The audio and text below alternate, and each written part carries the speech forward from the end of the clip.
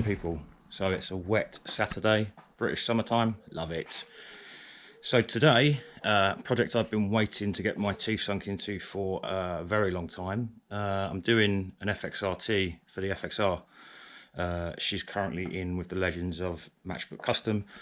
She's got a leaky head, but she's due back next week. So these are, in my opinion, the best fairings. I already got one on the dyno and it's an absolute game changer.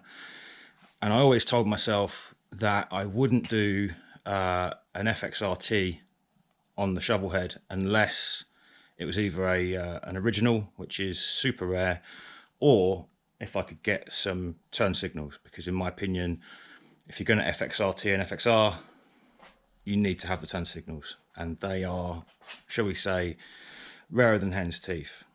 So let's rewind till about 2 years ago. I was fortunate enough to come across these. So this is what spurred my journey on.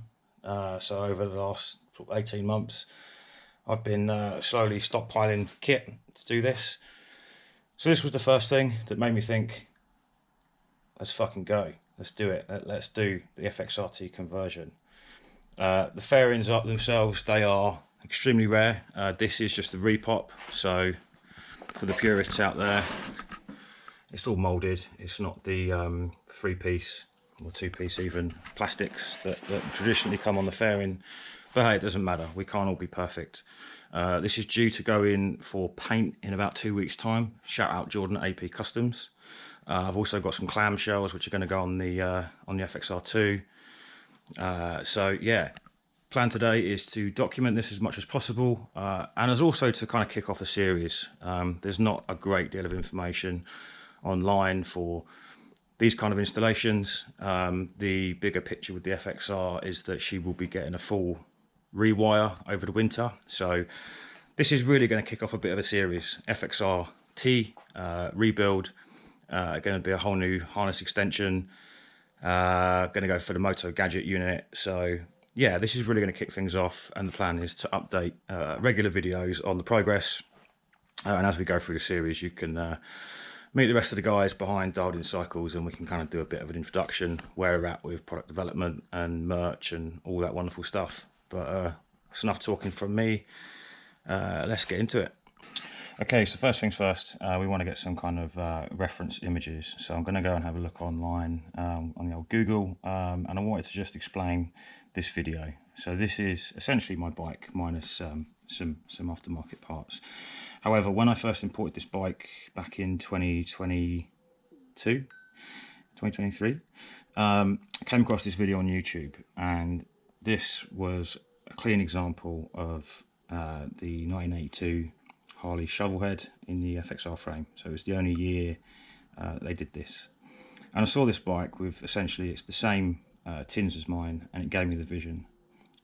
And that was when I said to myself, it was only if I could get the turn signals and clamshells that I'd entertain, you know, doing it. I appreciate it's not an original fairing. The clamshells are JD Customs, but hey, we can't all be perfect, right? So yeah, just kind of wanted to show. As I say, these are the same tin sets as mine, so they're going into Jordon in a couple of weeks, and this is going to be kind of what the vision is. So just wanted to kind of show this from the offset. And what I'll do is I'll find some reference images, and I'll try and take measurements and try and work out whereabouts that lays on the fairing. Once I've kind of got an idea of where this needs to go, what I'm going to do is make a template, which I can then ensure that you know, both fit up exactly true on each side. So yeah, stay tuned, we'll see how it goes. So I managed to find some pictures of, albeit an original fairing, but with the turn signals cut out. So these are quite handy as a reference point, and then just as an FYI, so there is an overhang. A lot of people think these are rubber gaskets. They're not. It's just part of the plastics. So what I decided to do was take the cover off, kind of mess around with placement by hand, cross-referencing this, and then going back to the original to see kind of whereabouts you know, that would sit on the fairing, referencing where the windscreen fixings are, getting aligned plumb from the back end.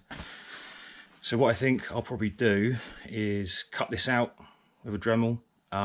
Once I've done that, make a template, hang it off of these fixings here, trace the outline, and then I can take it to this side, make sure that it's lined up to these fixings here, trace the stencil, and then measure about 1,000,000 times. Just take measurements to make sure they kind of line up. And yeah, so let's see how we get on.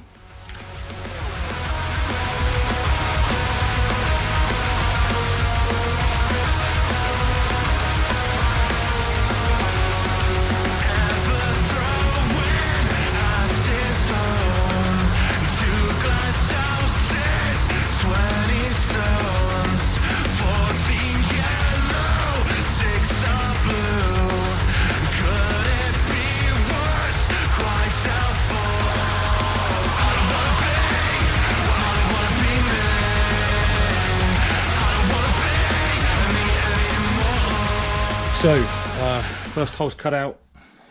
What I did was I made a template. So made a template, used the fixing points, took a measure down this end here, which was 5mm, taped it round, cut from the inside out, which gave me my template, and then flipped that round onto the other side, traced in pencil.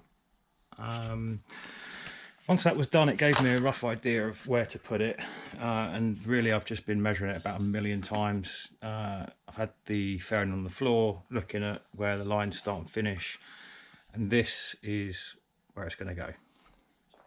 I'm borderline OCD at this point, and I've measured it way too many times, but I've done some points from the centre, so lower line to lower line, top as well. I've taken measurements from the starting point back here and this back edge. This is going to be the flat line, so this is the one that you don't really want to, you want to get that as flush as possible, and then this one here is angled down, so it's quite important that when you're doing the cut, you want to keep this as flat as possible. But anyway, I will be back in a minute.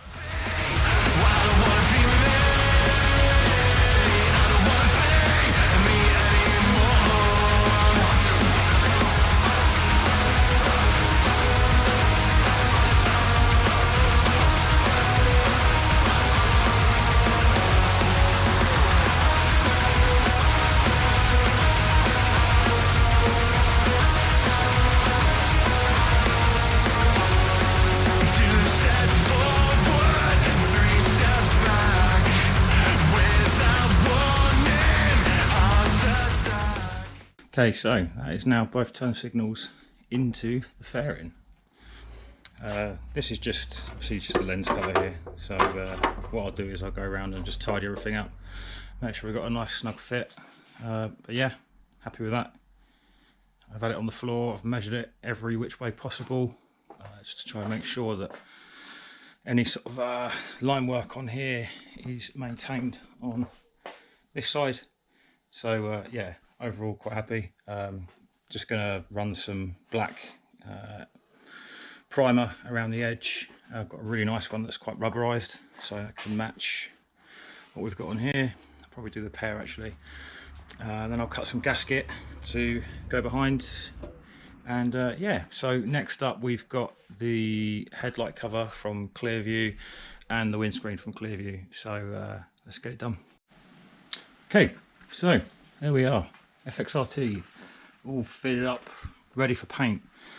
So I'll do a video in a sec. I'll strip these bits off and show you some of the alignment issues.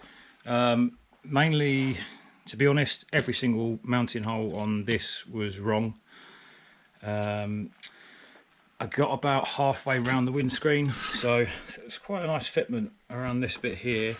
But as soon as we go to this part of the windscreen, there's, you can see, but there's a bit of a gap around there. So what I had to do was re-drill 1, 2 and 3. So behind that there's some holes that need filling. This one could do with coming over just a touch. So all I'm doing is going in with a carbide drill bit and then a file, nice and slowly, take it nice and easy, and then just test fit after test fit. So we're pretty much there. Got probably 5 more minutes worth of just tweaking, trying to get the fitment slightly better on this. Clearview do make awesome products. They're built to last. I've got Clockworks on the lowrider.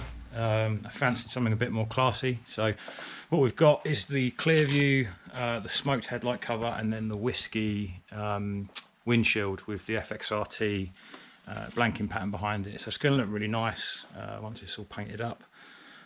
Just bugs me with these little fitment issues here, but I'm sure there's something that we can do to make that sit a bit nicer. So yeah, all in the morning's work.